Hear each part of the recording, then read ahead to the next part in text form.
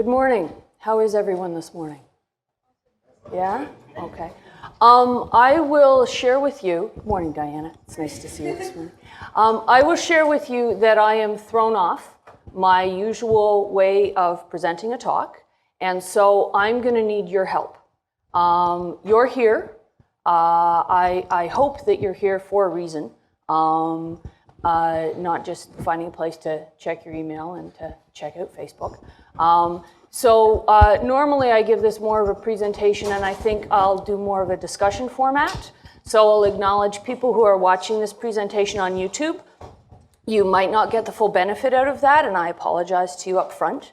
But I need to have a discussion with the people in the room, and the reason is I feel very strongly that this topic has value. And usually when I give this presentation, I've given it in different formats, and I've given it in this specific format once before. And today I have lack of confidence that this topic has value. And this is why I want to have a discussion with you, because you're all here. I'd say we probably have about 60, maybe 75 people in the room. It's hard for me to count because I don't know the format of this room very well. But I'm hoping that you have some sort of sense of value about this topic and if this topic has value for you. So I'm hoping that you can share that with me because I've had a couple of things happen just within the last 24 hours that makes me question whether or not this topic actually has value. And it's very important for me to stand up for things that I think have value, and I'm certainly not about to waste your time if this actually doesn't have value for you. So if we talk about mentoring as a whole, is somebody able to offer to me perhaps the motivation for being in this room, why you're attracted to this topic? Is somebody able to offer that? We're not going to do microphones. We're just going to have a discussion. So as long as the rest of the people in the room can hear you, then we'll go with that. Is somebody able to offer anything? Someone in the back. Go ahead. So what I do now full time is I work on Code Mentor, which means that I do live online help for people all day, every day, helping them learn how to program, set up their development environments, whatever it is they need. And I've been thinking lately that I think I do too much solving their problems and not enough, because I don't want to waste their time because they're paying by the minute. Right, exactly. But I really want to do more helping them understand how to do it themselves. So that was what really, I probably would have come to this talk anyway, but it's even more interesting to me right now because of what I'm thinking. Okay, all right. So someone having the experience of doing online help, the topic of the online help is online mentoring, and the person offering their opinion is concerned that what they're doing is actually more solving the person's problem and would like to understand that to move more in the direction of mentoring and less doing the work for the person that they're helping. That's accurate? Okay. All right, thank you. That has value. I appreciate that. Would anybody else like to care to share an opinion or perspective? Why are you here this morning, and why does this topic have value for you? No one else? Someone else? Okay, go ahead. So I recently graduated, and now I'm a postdoc, and my supervisor wants me to train two new graduate students in what I've previously done, and so this seems to be a good opportunity to hear something. Okay, all right. So you've been given a responsibility to train two new people in the knowledge that you hold, and you're looking for guidance about how to approach that topic so that you can be effective. Yes? Okay, all right. Anybody else care to share? Okay, go ahead. I think that there's great value in finding how other people break down the kinds of things that they do and how they explain them to others. So mentoring obviously is a very good aspect for that. Okay. You get to see how you interpret things versus how other people do, and then how you kind of wash over that and get everybody on the same page. Okay, all right. So looking at this talk as a way of understanding how to appreciate different learning styles and how to understand how to create a personal approach to be able to satisfy the fact that there are different learning styles and to understand that for yourself. Is that accurate? Okay. Is there anybody else? We can go with that unless there's somebody else who'd like to share. Go ahead. I think having been in education somewhat, and working in a field that's essentially a craft, there's a tremendous amount of value in perpetuating the cycle of learning through teaching and sort of questioning what you have as like an assumption of what, the truth. And through teaching and kind of examining those assumptions and transferring the knowledge, you're always kind of questioning and looking at things differently. And so in advancing the craft, I think it's very important to kind of give back and sort of, perpetuate the learning. Okay, so taking a look at teaching and learning as a craft, and being able to be curious, to continue to question what is available in that structure of learning and teaching, and to be able to be an active participant in that in that venue. Is that accurate? Okay. Anybody else? Somebody else over here? I'm in a position now where I will get a mentor a little bit. So Okay. I'm looking at it from the other end, how I can work with the mentors and Okay. seamlessly bridge the connection between the person mentoring and the person getting mentored. Okay, all right. And I do not have a good word for getting mentored. Sometimes it's apprentice, sometimes it's mentee, sometimes it's intern. So all of those words have been used, and I'll kind of cycle through them. I don't have a word of preference because I haven't landed on one word that I feel strongly is a good word. So just to come back to what you said, the person speaking offered that they are in a position to receive mentorship from someone, and so understanding the process puts them in a position of being more effective and also having an overview over the section. Okay, thank you. I'm starting to feel a little bit more, my confidence has been renewed again, so thank you.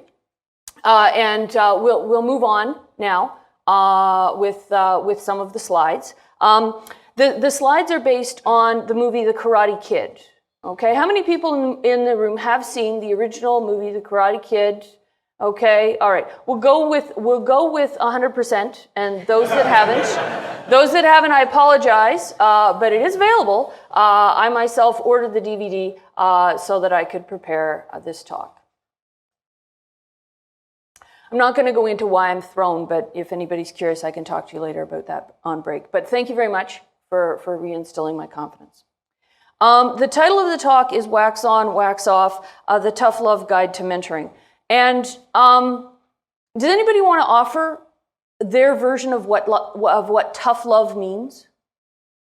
So if we talk about tough love, does anybody have kind of a picture or something? Go ahead. I guess a sink or swim sort of approach, not necessarily giving the person all the right answers, letting them come to the right conclusions themselves. Let it sink or swim, letting them come to the right conclusion themselves. Okay. Anybody else? Tough love mean anything to you? Go ahead. Basically to, even when there's a difficult problem, to set up an environment that the other person will learn, even if that experience is relatively painful for them. Okay, to set up an environment where that person will learn, even if that experience is relatively painful for them. Okay, and I'll offer with tough love the recognition that there are effective behaviors and that there are ineffective behaviors, and helping the person to recognize the difference between effective and ineffective behaviors. If you want something, you can't just do random things and expect that to happen. If you want something, there actually are behaviors that are more effective to achieving that goal to others, and to set up the environment so that that person can learn for themselves what those effective behaviors are so that they can employ them and actually achieve their goal. So that's what this talk is about. And also whoever is on time, wave me down because I'm completely oblivious to time right now. I apologize. So why tough love? So we're taking a look at Daniel. Everybody remembers Daniel from the movie. Okay, painting the fence. Okay, this is the moment where Daniel thinks he's got a handle on things. He's almost finished that fence. And Mr. Miyagi says, here's some more paint. He says, well, but I'm almost finished. Mr. Miyagi says, the whole fence. Okay? So he's giving them a method. He says, yeah, okay, well, I got this. You know, I'm almost done. There's the goal. There's the end in sight. Saying, no. It's like what you're learning, the process can scale, and I expect it to, because you have to do more work than you imagined to do this, but up, down, one hand on the small boards, one hand on the wide boards, is what you will continue to do as you continue to do more than you imagined that you had to do in order to achieve your goal. Why are you sitting here? So we started with that because I was lacking confidence, and I appreciate you helping me out so that I could feel some confidence that this topic actually does have value for you.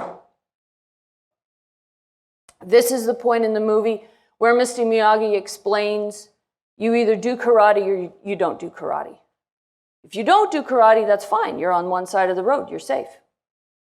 If you do karate, that's fine too, because you're on the other side of the road. You're safe. If you do karate and you say, yeah, I guess so, that's when you're undecided. That's when you're in the middle and you get squished on the road just like a grape. So it's the same thing with a mentoring relationship. You can go on Google and you can kind of check things out and see what Wikipedia is saying. But if you're engaged in a mentorship relationship, that is a contractual obligation that you're making with another person. That's not just something that you just go try it out and see if it fits. You're agreeing to do something with someone.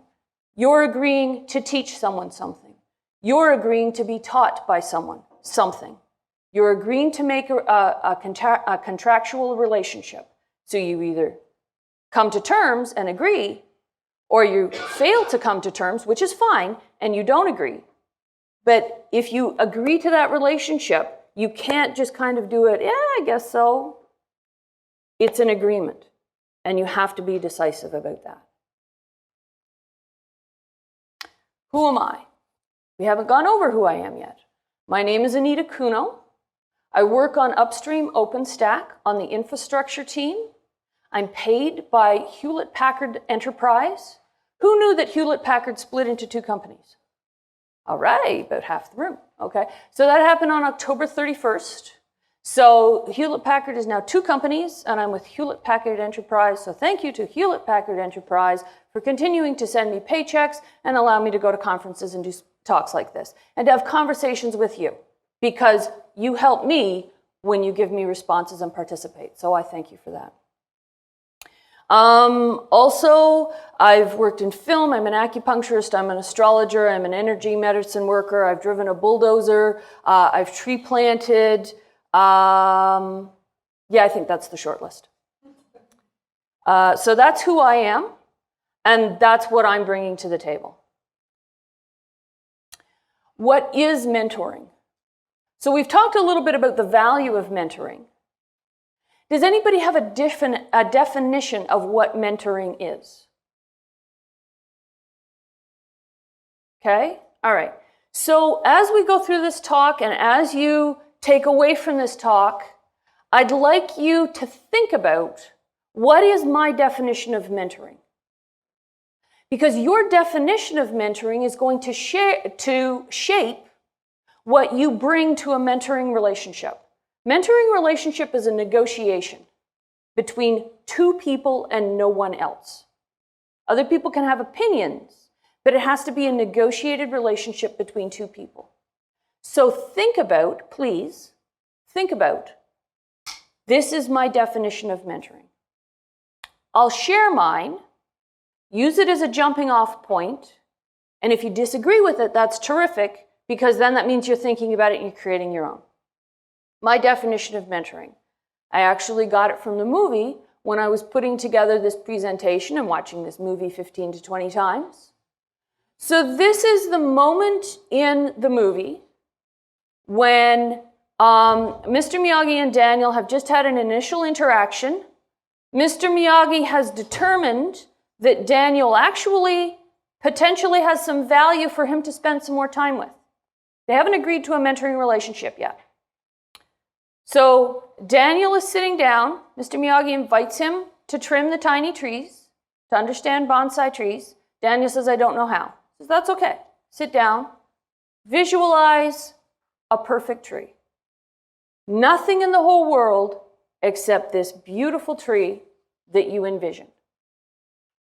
And then he says, open your eyes. There's the tree.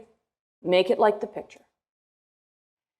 For me, the definition of mentoring is when the mentor holds a vision of success for someone else until that person can hold that vision of success for themselves. That's the job of a mentor.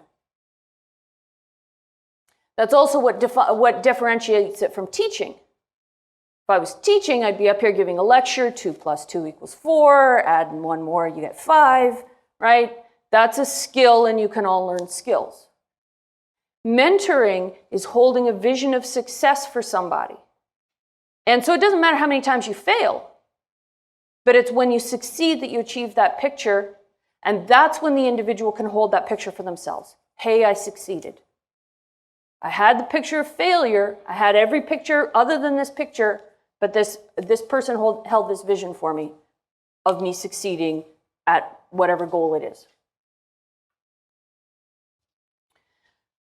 Mentors need specific qualities. You can learn these qualities. Let me rephrase. Mentors need specific qualities, and you can learn these qualities. These are the qualities that I believe are important to me when I mentor. When you're entering a mentoring relationship, I'd like you to think about what qualities are important to you when you mentor.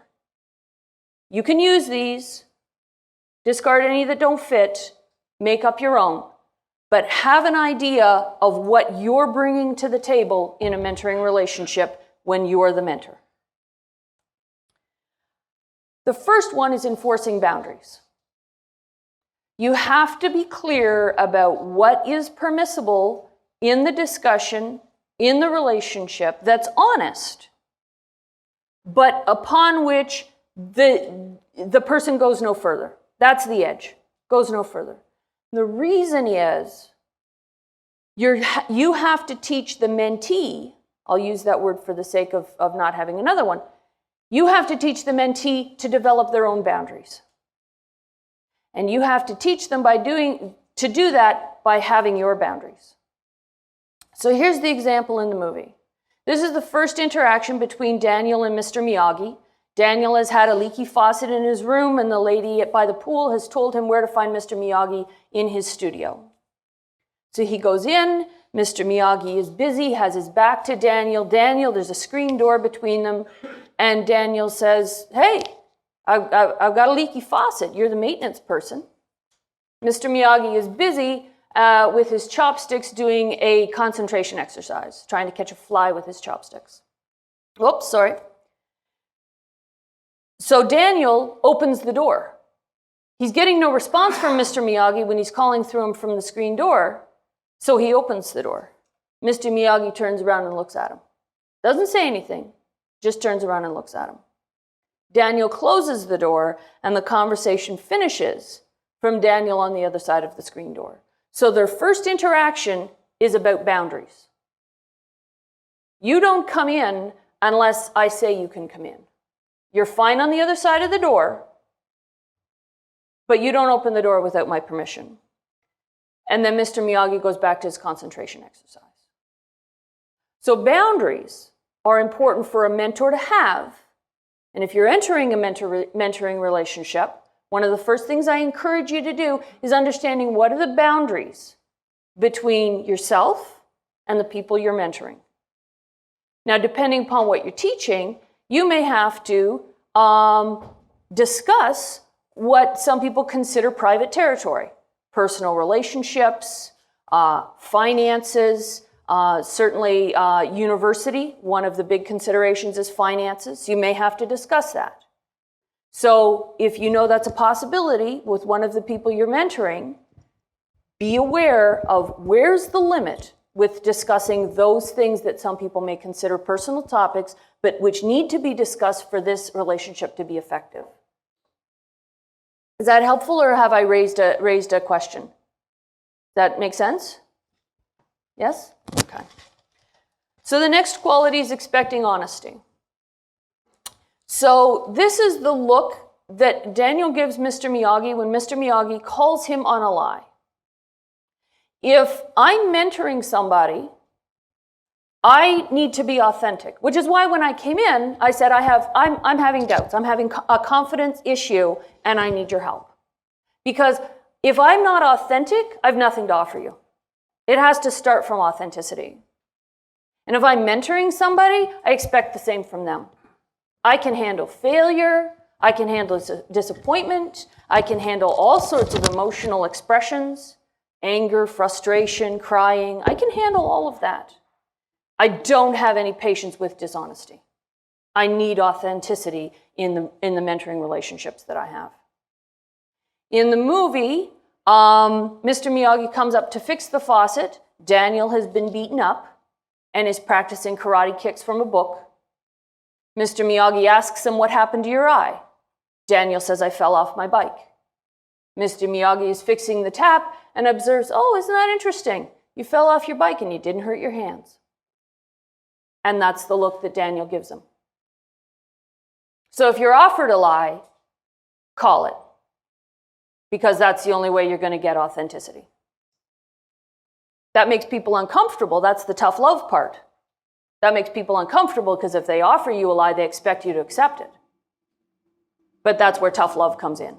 That's an ineffective behavior for you to be able to achieve the goal that we've both agreed that you want to achieve.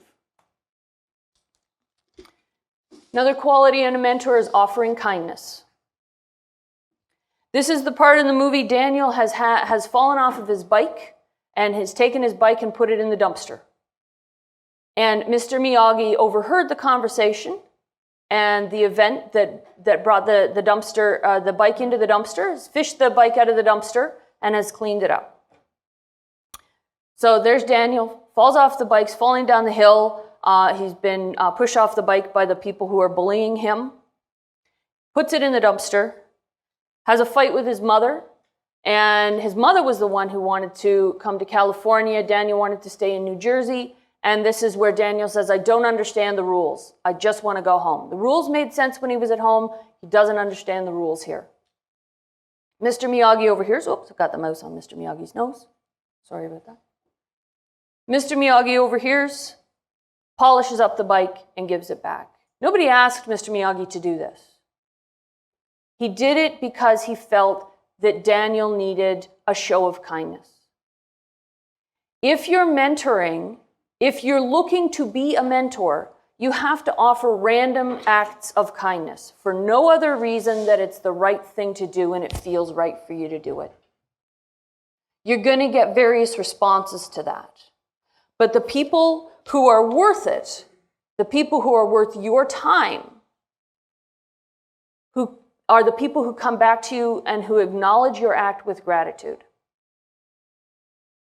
So Daniel's offering gratitude, and Mr. Miyagi recognizes it and acknowledges it. So this is the scene. So Daniel has just come home to this cleaned up bike on the deck right beside his apartment. And he comes, the first thing he doesn't even go up to the bike. He turns right around, he goes to Mr. Miyagi and he says, "Thank you." So that's the quality, and usually I gloss over this a little bit, but this is the part, and especially in the last 24 hours, that's really been brought to my attention. Currently, and I'm hearing it in music, and the cab ride over here, I heard two songs in succession, which are all about me, and I'll take what I can get, and I'm fine alone, and I don't need you, and I can love myself, which are all great. You know, it's great to be independent. But you also have to be able to acknowledge and say thank you and express gratitude. And I guess I'm feeling a little, that's one of the things that kind of put me off. My focus is that in the last 24 hours, I haven't seen a lot of that. Not in music, not in kind of random interactions with people. I'm not seeing a lot of gratitude. And that concerns me. I used to take that for granted, that if I said, you know, acknowledging and people can express gratitude, and that concerns me if I'm encountering people and they've kind of lost that as an expectation. We're going to do a short exercise. I'd like everybody to just close your eyes for a minute. You don't have to participate if this makes you uncomfortable, but if you're willing, please close your eyes. I'd like you to think about the last time you said thank you. And if you say thank you in another language or express gratitude in another language, then the words that you use to express gratitude. So I'd like you to think about that. I'd like to think about where you were, who you said it to, or if you said it to, you might have said it to a divine entity, and that's fine too. And the feeling in your heart, and if you're a visual person, what your heart looked like when you said thank you.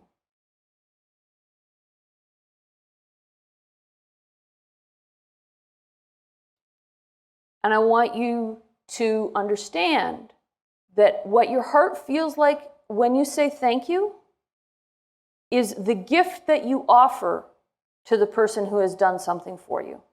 Whether that's a human being or an animal or an inanimate object or a divine being, that's what you offer. So if you're in any kind of interaction and you're uncertain or you think you don't have anything to offer, that's the beauty you have to offer. When you say thank you, that's the beauty that you have to offer to someone else. Okay, you can open your eyes. Thank you very much if you chose to participate in that behavior, in that little exercise. That's personal. I'm not going to ask you to share that. If you choose to in the hallway later, if you'd like to share it with someone else, you're more than welcome to. I'm not going to ask you to, though. So being able to express gratitude is critical to what the mentee brings to the table in a mentoring relationship. You're going to fail. You're going to get it wrong. You're going to go down dark alleys. You're going to bump up against walls. You're going to be frustrated. You're going to have emotional expressions. But what you have to offer and what you always have the ability to bring to the table is to say thank you and to express gratitude. And I want you to remember that. And when you're a mentor, that's what you're looking for. You cannot mentor anybody who cannot express gratitude to you. I was talking with a dear friend who is undergoing a divorce right now. So we were chatting about that. And we were chatting about gratitude and saying thank you. And one of the things that my friend shared to me is that when I asked them, did your spouse ever express gratitude to you? They said no. They tried to help their spouse. They tried to do things to make their spouse happy.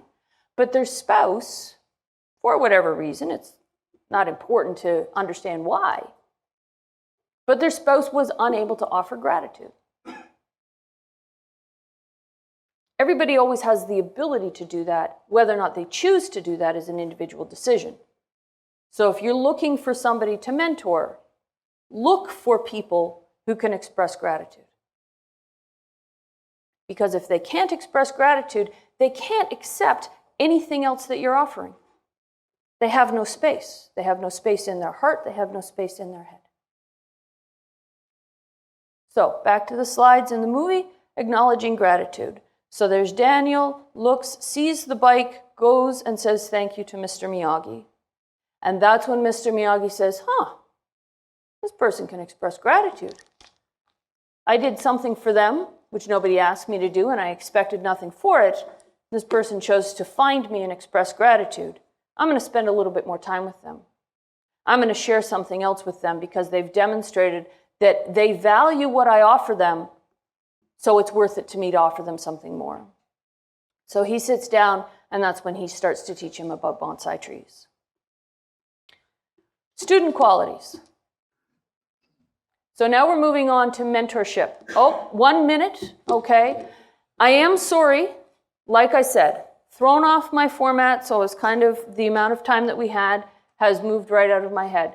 We're going to zip through student qualities, and I'll apologize to you in advance. Student qualities, quickly, things that the mentee brings. Mentee has to be in a situation where the rules are unfamiliar. It's like a card game. If you already know the rules, you don't need any help knowing what the rules are. But if you're in a situation that's unfamiliar, postdoctorate studies, the rules are unfamiliar, you don't really know what's expected of you, you need somebody to help you. So you need to be in a situation where the rules are unfamiliar. You have an unfamiliar experience. Something has traumatized you. You recognize that you need help. You can't do this on your own. You go ahead and you ask for help, but it's still ineffective. This is the scene in the movie where Daniel recognizes he needs karate. He goes to a karate dojo, and there's his nemesis. So the very place he goes looking for help is the place that he can't find it. And he's disappointed, and he goes somewhere else. He has unexpected results of actions. All the things that he does don't end up giving him the results that he expects. In this part of the movie, he has kicked open a gate door, and he thought that he was just going to open the gate, and what he did was he hit somebody on the head, and he threw them to the ground. So that was unexpected for him, and he had to accept the consequences of his actions. The qualities of the agreement, this is the mentorship negotiation. What is the motivation? What have you agreed to? Initially, Daniel wants revenge. Mr. Miyagi says, no, I don't accept that. I'm not going to help you if your intent is revenge. That's no good for me. Holding a vision. So what is the vision? It has to be agreed upon. The mentor has to be able to protect a safe space so that the mentee can make mistakes, fall down, hurt themselves, express their emotions, and still continue. And following through. So here we are, 5 more seconds. Yep, I'm being flagged down. I'm over time. I'm sorry. Following through. So this is the point where Daniel has been doing all this physical work and is convinced that he's just being used for slave labor. He's not learning a thing. And then Mr. Miyagi says, nope, come on back. You're not quitting. You've learned more than you expect. And here we go. I'm going to show you. So this is wax on, wax off. This is sand the floor. This is paint the fence, and this is paint the house. And then Daniel is upset. He's been used for slave labor. Mr. Miyagi says no, fixes his shoulder. So the mentor has to be able to fix problems that are unexpected for both the mentor and the mentee. Even if you don't know how, you have to step up and do your best you can to fix them. There's sand the floor. Wax on, wax off. And then they fight, and Mr. Miyagi says, come back tomorrow. So the biggest thing in mentoring relationship, you always have to come back tomorrow and have that option. I'm over time. I don't believe I have any time for questions. And I thank you very much for your kind attention. I hope you got some value out of this. Thank you for your participation. Thanks a lot, Anita.